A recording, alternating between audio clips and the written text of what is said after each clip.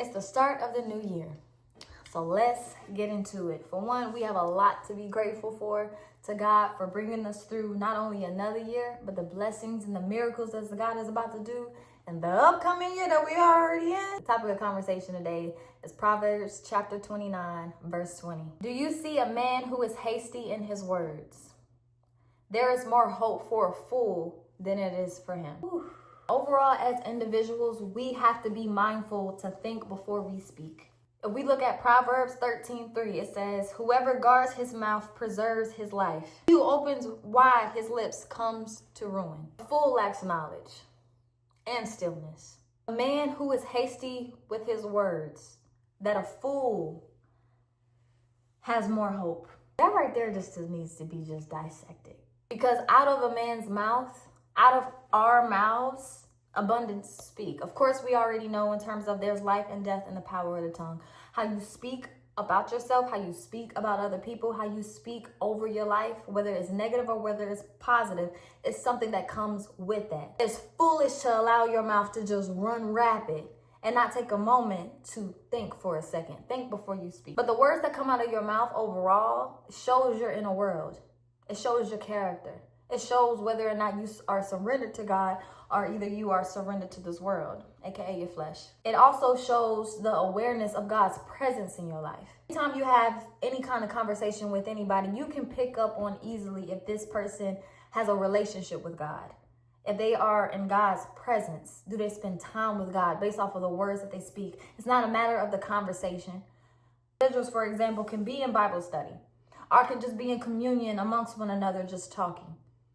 Right? And you could tell the difference in terms of someone who actually has a relationship and spends time with God and versus someone who knows the word of God, but yet the fruit of God is not within them. Circumstances arise.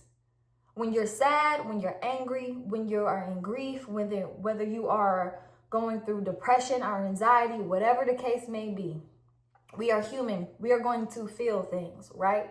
But the words that you speak, not only over yourself, but how you speak over in terms of somebody else, that shows a lot in terms of your hastiness. If you are prudent, if you are wise, if you think before you speak. And of course, for anybody, if you have anyone in your life, it's very important to have people in your life that knows how to pour into you and pour into you in the proper way. Not pour into you in terms of egocentric or applause, but people who can hold you accountable, people who can correct you where you are wrong and strengthen you where you are weak so God can move into your life.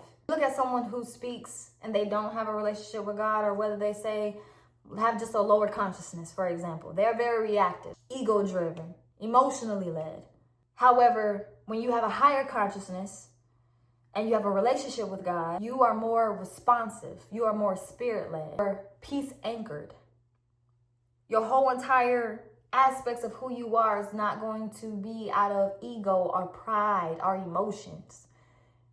You're going to know how to have self-control. You're going to know how to be responsive and let your spirit lead you instead of your flesh lead you. What do people mostly operate in?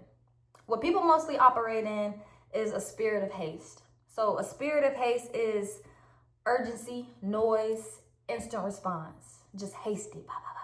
The second is a spirit of pride. The spirit of pride is when you need to be seen, you need to be right, you need to be heard. Spirit of pride. If you think about it, think about a little kid. If it makes it easier for you. But if you think about it, think about a child. A child wants to be seen, they want to be heard, they want to be right. The spirit of offense. When someone is easily offended, that comes from a wounded identity. Very offensive, and they can't see nor hear anything of what anyone else is saying or how they feel, and they only want to be seen, heard, be right. They're not operating in the fullness and the fruits of God. Their ears are closed to God. You have ears that can hear what other people are saying, understand what people are saying, not accept what people are saying. Then you have the ability for God to talk to you, and you are able to hear God in the same token. Joshua, for example. Joshua remained silent during accusation. He asked questions instead of reacting. He withdrew to speak to God quietly. Of course, in some circumstances, you're not going to have the opportunity and chance to withdraw, depending on where you're around, where you are, or what you are around. You're not going to have the opportunity to just withdraw, right? But you can withdraw in your mind. Allow God to work within you to override what you are thinking, and ask the question in the sense of, is it right for me to speak? God, what do you want to say? Because God, I'm feeling like this. And I don't like feeling like this, and I don't like what I'm seeing. But guess what? We are not against each other in terms of flesh and blood.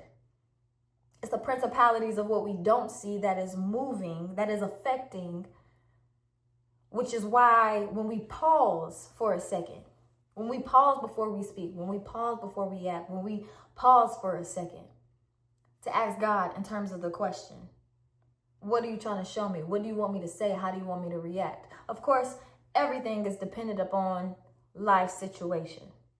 Everything is dependent on the life situation. Isaiah 53, verse 7. Just know that silence is strength.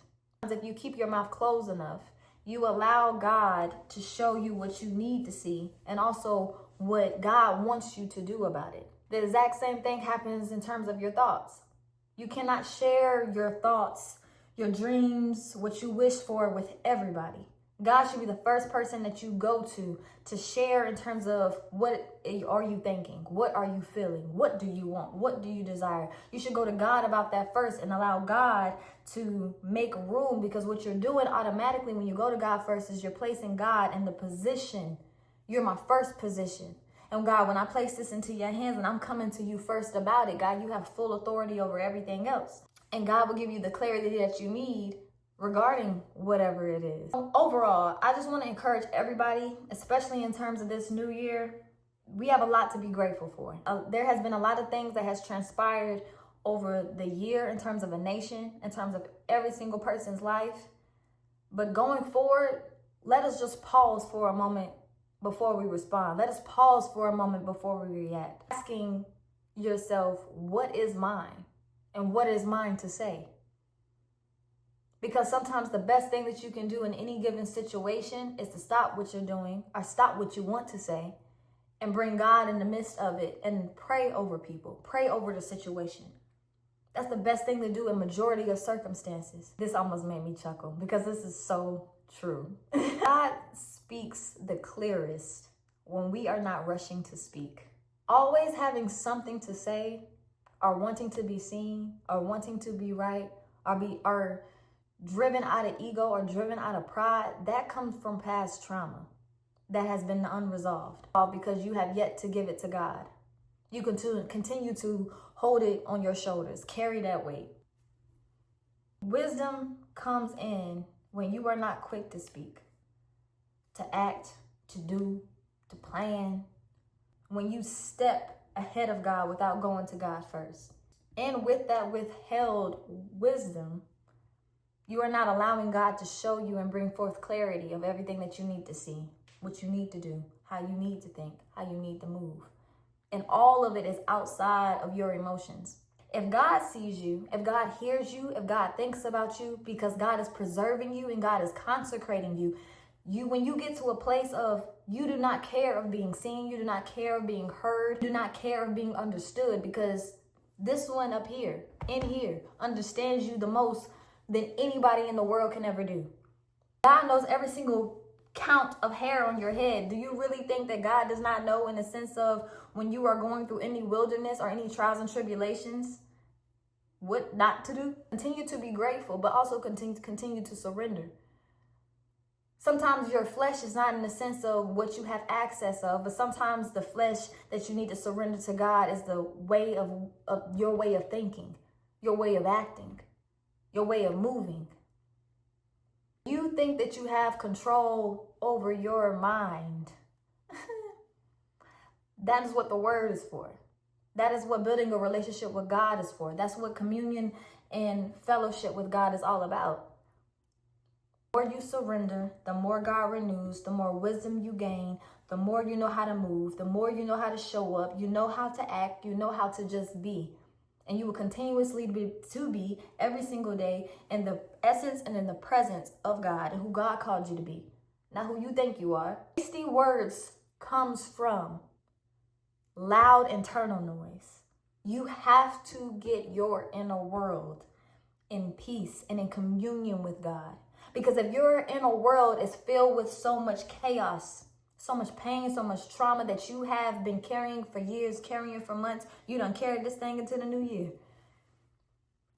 Best believing there's going to be some given situation or point of time where what's in you is going to come out you. You can tell the ways and the heart of what? A man, based off of the words that they speak. So continue to give God the things that you cannot carry. Continue to ask God for clarity in areas, or continue to show you what you need to work on as an individual. We're stepping into a whole new year. So with a whole new year, it's something grateful. It's a lot of things to be grateful for. But it's also on us to do our part to make sure that we are giving every aspect of what we consciously know and subconsciously know to God, for God to show and reveal to us what we need to let go. So we continue to show up for one another, continue to walk in humility. We can walk in peace. We can walk with discernment. So overall, having a relationship with God has nothing to do with saying more. If anything, it has everything to do with saying less. Till next time, Happy New Year.